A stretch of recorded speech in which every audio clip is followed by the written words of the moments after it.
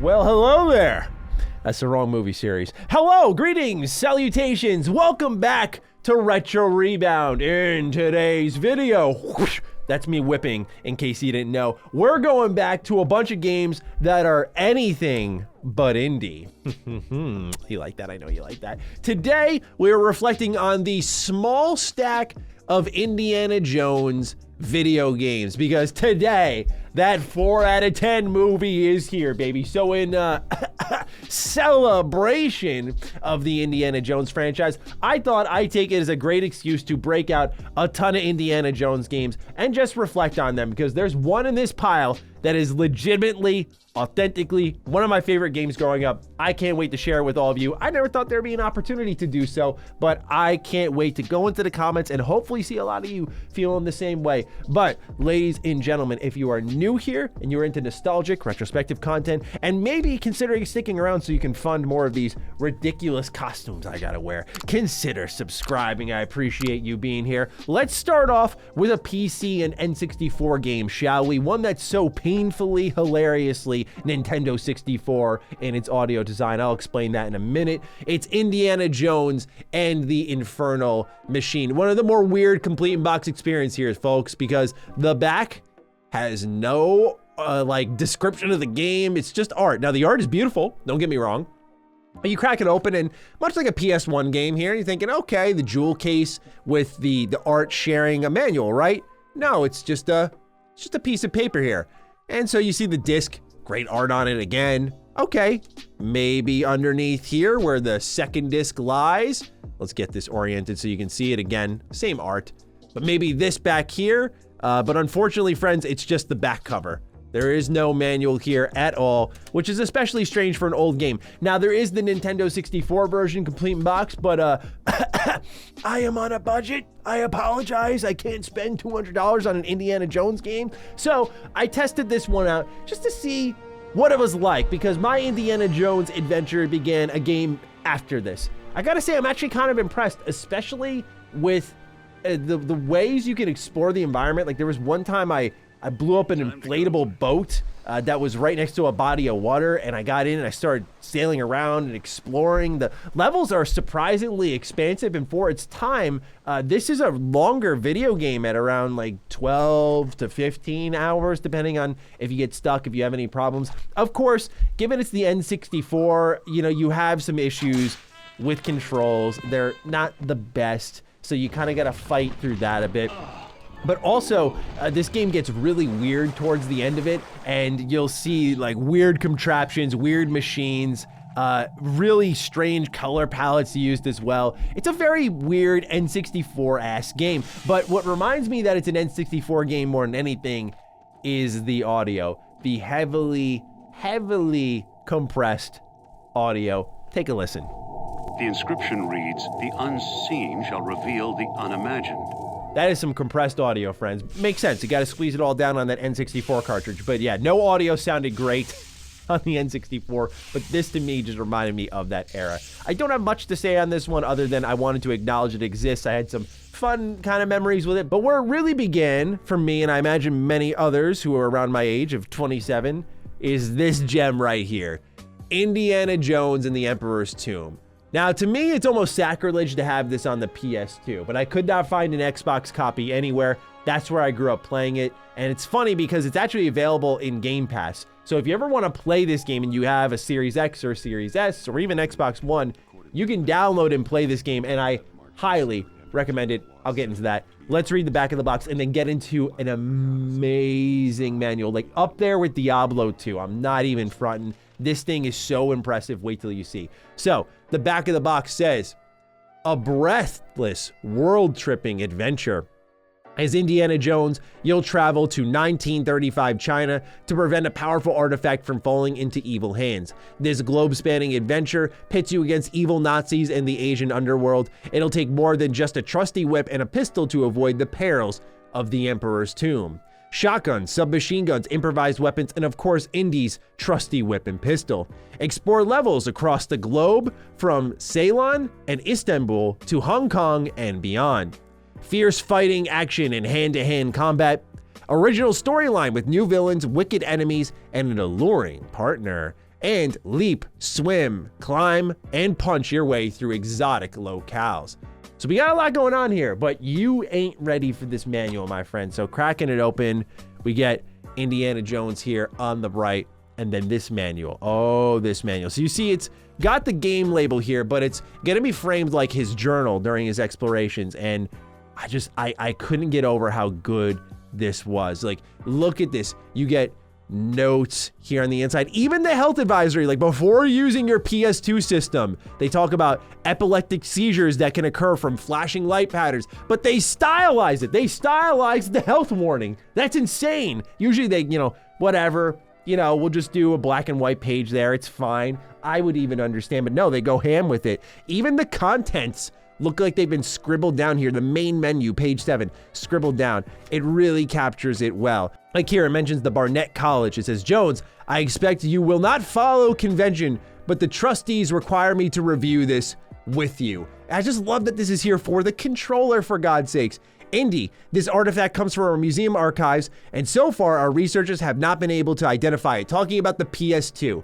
It's just so cool. It's so playful. This is what manual dreams are made of. This is the stuff I geek out about because there's so much love and attention packed into it. There's an excavation worksheet here. And this reminds me of what we went through with Diablo 2, because Diablo 2, just look at that, so good. I'm just gonna keep going. So Diablo 2 had a manual that just had lore packed into it, character and personality packed into it, and it added so much to the game and its appreciation. Look at this. It's like a postcard in the middle of the manual.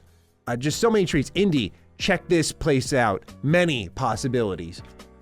And so I appreciated so much more because you're learning about Indy's research, because this is his journal, right?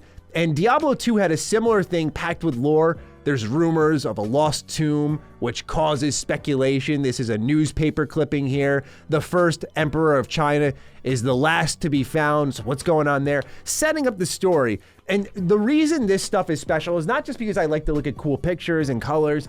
There's more to it because growing up my age, what would happen is I would buy this game from Circuit City, Radio Shack, Blockbuster, what have you, and you'd get in the car with mom, dad, grandma, grandpa, aunt, uncle, friend, whoever, friend's parents, and you'd crack open the seal right there, and it would be the longest 15, 20-minute car ride home of your life as you paged through this manual and you read everything there was. There's actually a channel called My Retro Life that if you like what we do here with complete box experiences on Retro Rebound, pardon me as I itch my head and move my gigantic hat around, you'd appreciate, because there's a clip of him turning on his Xbox for the first time and he's reading the terms and conditions. And that's what it was like. Nowadays, we have so much instant gratification that I think we don't just pause and enjoy the moment a little bit.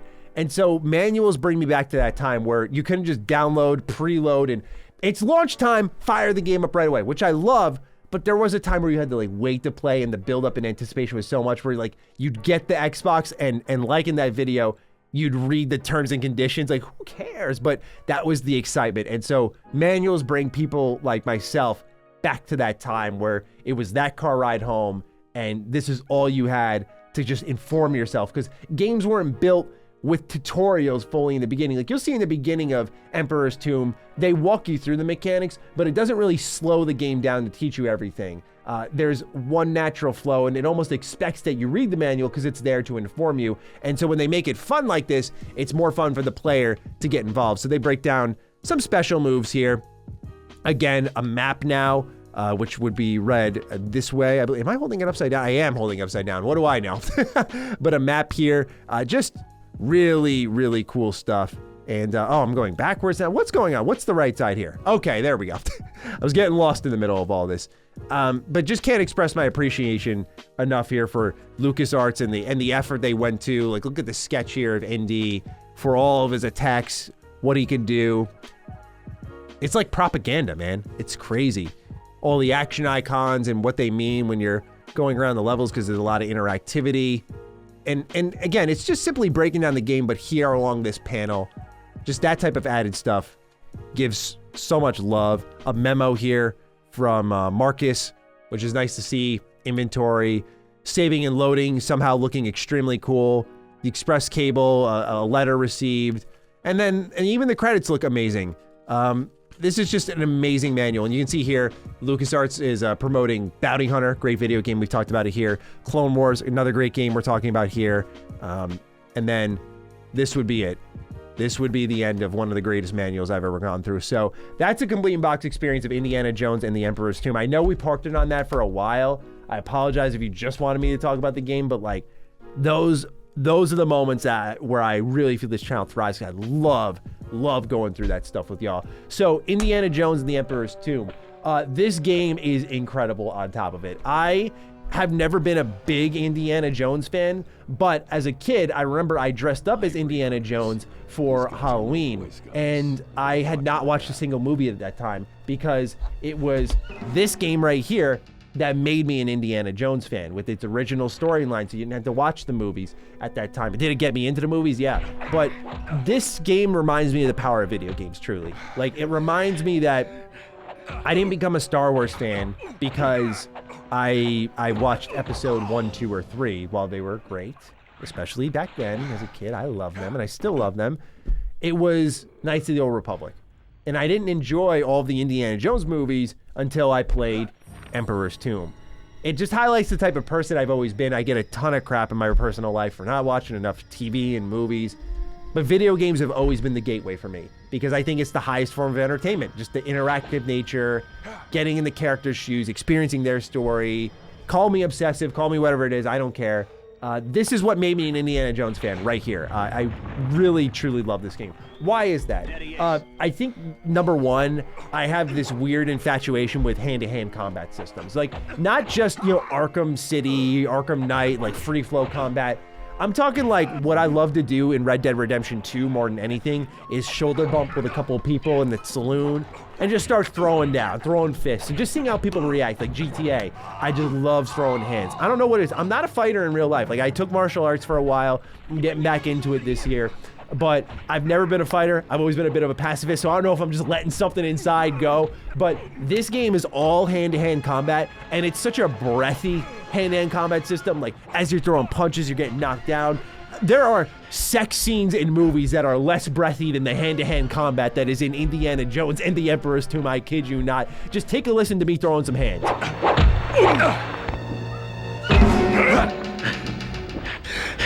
Seriously, it's incredible. And the sound effects are so satisfying, and it's up there with Knights of the Old Republic, where I will not embarrass myself and try to imitate them, but there are sound effects here in Emperor's Tomb that remind me of KOTOR, where I just loved imitating them as a kid, and they're like permanently burnt into my head. Like when you see a member of the opening crew that you fight in the beginning of the game said like, there he is. Like, the way it's pronounced, it's so early 2000s. I think it won't connect with a lot of people nowadays, but for me, there's just something special about this game. It's also the interactive nature of it that always spoke to me in video games. So being able to like push stuff, use my whip, roll through traps, that combined with like the weapon attacks, it almost reminded me of like a James Bond game, which I love 007 games growing up too, but it's early 1900s. So I think that's another way I connected with it. It just reminded me of like Everything or Nothing, for example, like this third person style action game.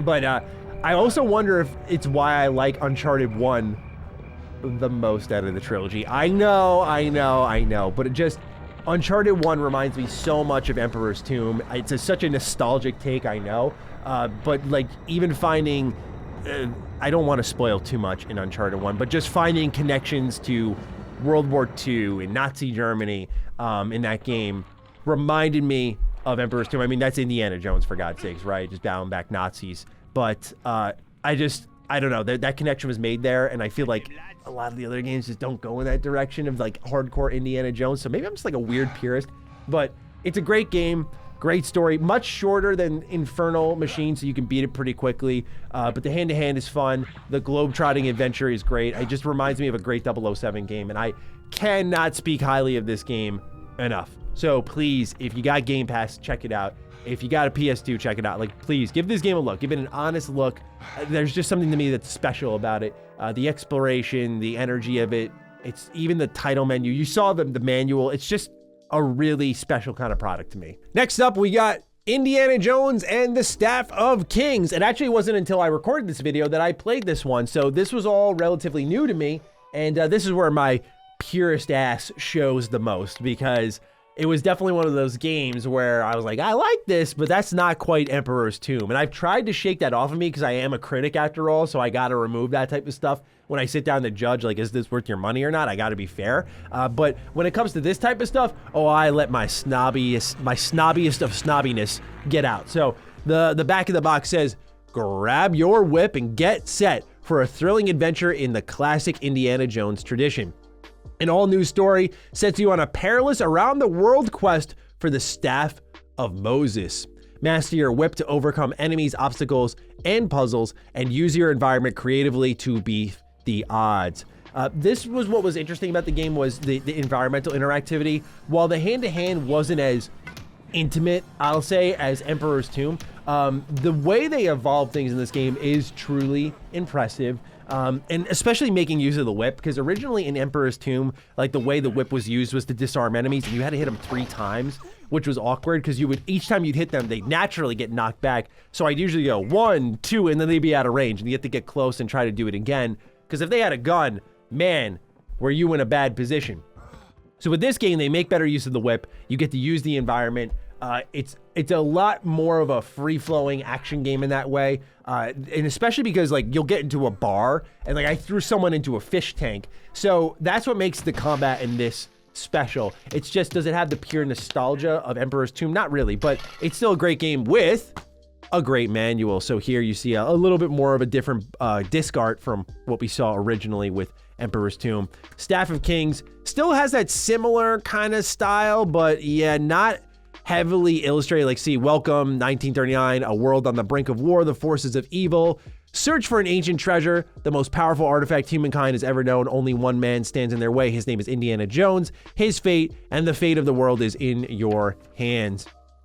And yeah, it's not as fun, as playful as the previous one. They may have blew the budget on the first one, because this one is also super thin. And I believe that's because, yeah, it came out in 2009. So this was during, like, the 360 generation. The PS3 generation was already in full swing, so we were kind of transitioning away from manuals. And you'll see here, this one's much more barren.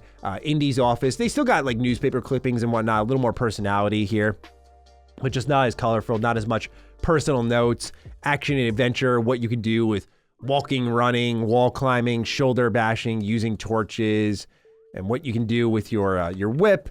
Of course, the contextual actions for hand-to-hand combat, your fortune, you'll collect fortune around your adventures to unlock additional content in the extras menu, which was pretty cool. And then, yeah, that's it, saving and loading, and that's the end of the manual. So not a super eventful and exciting complete in-box experience, but still a great game nonetheless. Very, very action-packed, like I said. And definitely a game that I wish made its way to next-gen consoles. They were originally developing an Indiana Jones game for 360 and PS3. Unfortunately, it ended up getting canceled. Now we know that Machine Games is developing one underneath Bethesda. Todd Howard executive producing it, so I'm really curious how that's going to go. But now we get into a really interesting era of Indiana Jones games, because yes, the pile is small, and so the next two are Lego games. So let's start off with Lego Indiana Jones. You may notice this specific version is it may give you some nostalgia. That reason being, if you see the rating here, you know what that means is on the other side. Kung Fu Panda, baby. Did it make more sense for me to get Lego Indiana Jones with the back of the box to analyze? Of course, but this came bundled with the Xbox 360, and I remember distinctly selling my soul to GameStop. I'm getting y'all back now. What goes around comes around. Now you sell to me, GameStop, and I take full advantage of that. I was gonna curse. Crummy retro gaming section of yours. Anyway, I remember selling my PS2, my GameCube, my original Xbox, my entire Game Boy Advance collection, my Game Boy Advance. I sold everything to get my Xbox 360, to get on party chat with my friends, because to me, that was the most mind-blowing thing. I never tried online gaming as a kid. I remember watching my brother play, I think it was Call of Duty Finest Hour. He got online for that, And I distinctly remember this because when he was playing online, he got killed by someone called Corn in My Poo. So shout out to whoever Corn in My Poo is. And if you're out there and you're watching this, I hope you're doing well because your gamer tag or PSN rather, is burnt into my brain. But anyway, I remember selling my soul for all this stuff, and I got my 360, and I still had to pay $100 out of pocket, or $100 to $80, somewhere around there, out of pocket, to make sure I could afford the 360, and with that leftover money, I bought one of my favorite games, Mass Effect 1. But the first game I fired up was Lego Indiana Jones, because again, that brand new console aroma, you'll play and enjoy anything, I believe you me. So cracking it open, yep, 2 discs, Kung Fu Panda on the front, Lego Indiana Jones here on the back. It does come packed with 2 manuals, Kung Fu Panda here, we're gonna leave that. We're gonna just take a look here at Lego Indiana Jones, which does have some illustration, and it should. It's a launch game, for God's sakes, came packaged in. Imagine that nowadays, Xbox for all people talk about the Xbox One, that one came with Rise, Son of Rome, Dead Rising 3, it had Killer Instinct. They got some good launch games, but the 360 launched with Indiana Jones and Kung Fu Panda, but I miss these days of the double box here. We showed it on an older video on Retro Rebound going through the Clone Wars games. We went through the Tetris Clone Wars package that came boxed in with the original Xbox, and that was a special bundle too. But anyway, continuing on. We have a lot of illustrations here, which I love. Barnett College is fully explorable. It's kind of the hub for this game. I love how Indy's sliding down the rope here. That's really cool. And then you got him hanging off here. They go through all the little mechanics that each character can do. Bananas monkey, object throwing, small character access, excavating with a shovel, mechanics, what they can do, special character access, what certain items can do. So breaking down the whole game, there are phobias. Certain characters have fears that won't allow them to move forward. For example, Indiana Jones is afraid of snakes, Dr. Jones Sr. is afraid of rats, and Willie's afraid of bugs. Find a torch to clear the snakes, bugs, and rats from your path and conquer the character's fears. So I just love that kind of personality is packed into the game. Of course, they go through the collectibles and now the credits, and that is a manual for Lego Indiana Jones and a complete in-box copy, if you will, of what launched with the Xbox 360, or this was one of the bundles, I should say, during that time. The 360 came out in 2005. This was the 2008 bundle. Sorry, I shouldn't have spoken so soon. But this was nice because now this is where Lego games were starting to pop off. You got Lego Star Wars, and you got Lego Star Wars 2 Original Trilogy. It's okay, we're getting momentum here. And there's actually a trailer, a bonus promotion trailer, because they were getting ready to launch Lego Batman at the time. So they were really picking up steam here with their partnerships. This is where a lot of folks are wondering, will they ever do Marvel? And they finally did in 2013 with what is one of my favorite Lego games. But, it's kind of what you'd expect with the Lego game in the sense of, it's going through all the movies and you're re-experiencing them in more comedic fashion. But after coming off of Skywalker Saga, which I loved, I gotta say, I really miss the charm of the old Lego games. I miss the humor where Indy pulls out C-3PO's head and everyone's like, they're just making these funny mumble sounds. Yes, there is mumble mode in Skywalker Saga, but you all know it doesn't hit the same because there are subtitles. There was just so much personality in this game because I think the lifeblood of Lego games is animation, and it's got some of the best animations in the industry still to this day. And so it really let that part of the game shine during cutscenes.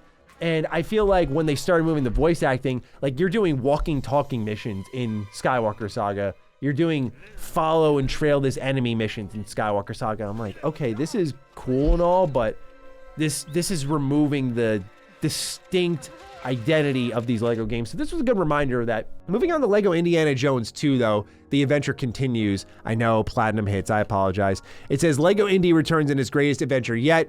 Build and battle your way through all new adventures from the 4 Indiana Jones movies in a spectacular action adventure set in the hilarious world of Lego. All new levels from the original 3 movies and Kingdom of the Crystal Skull. For the first time, create your own levels and play them with friends, and new vehicles, characters, and abilities in the biggest Lego environments ever, which is definitely true. I was impressed by the scale of this game, but the manual itself, Kind of following a pattern here, you may notice like Emperor's Tomb, really detailed. Then we go off with, again, more characterization inside the manual. You still see it here in the corners, but you know, black and white, right? And then we get Lego Indiana Jones, color, characterization, and now here we are with 2, which is again going back to more of the traditional style at this point in time. And it walks you through all of the modes, again, all of the character abilities that you're gonna see in the game, how to contact LucasArts if you got any problems with the game. I'm sure that all went swimmingly. And then you're on the back where it's promoting not only new Lego Indiana Jones Legos, but the Lego Club itself. So it's a complete in-box copy of Lego Indiana Jones 2, The Adventure Continues. There's oftentimes not much to be said about Lego games where it comes to differentiating factors. It's usually like one gimmick. So yeah, like they're bigger environments, more explorable. That's cool, but I think what stood out to me the most is what I talked about on the back of the box, which is the created levels that you could do. This was really interesting. I didn't get into the weeds of it because the way I design things now, like for my own game, is so different that I can't really just approach and build. It reminds me of like when Project Spark came out for the Xbox One. I was so hyped for the game, and I fired up and went, what do I do? So this game gave me that same vibe where I fired up. I went, wow, it's so cool. I can do switches. I can set up traps. I can place characters. I can make it co-op optional. I can make it co-op focused. I don't know what I want to build though. But it is so cool how many tool sets are here. And as far as I'm aware, it's pretty unique to this game. It reminds me a little bit of like the sandbox mode in Toy Story 3, where you just got to like roam around in the toy box with all the other toys and do these open missions and whatnot. And just the way you could build things here in this game, it just reminded me of that for some reason, like that same kind of energy. So it was awesome because then you could, share it, play it with friends. I did not go crazy with it, but I was also impressed that it was very controller compatible, but it really separated it from the bunch. And that makes sense, right? Because the first Lego Indiana Jones game covered 3 movies. So they're doing that again in Indiana Jones 2, covering 3 movies plus 1. So they had time and resources probably to dedicate to something else.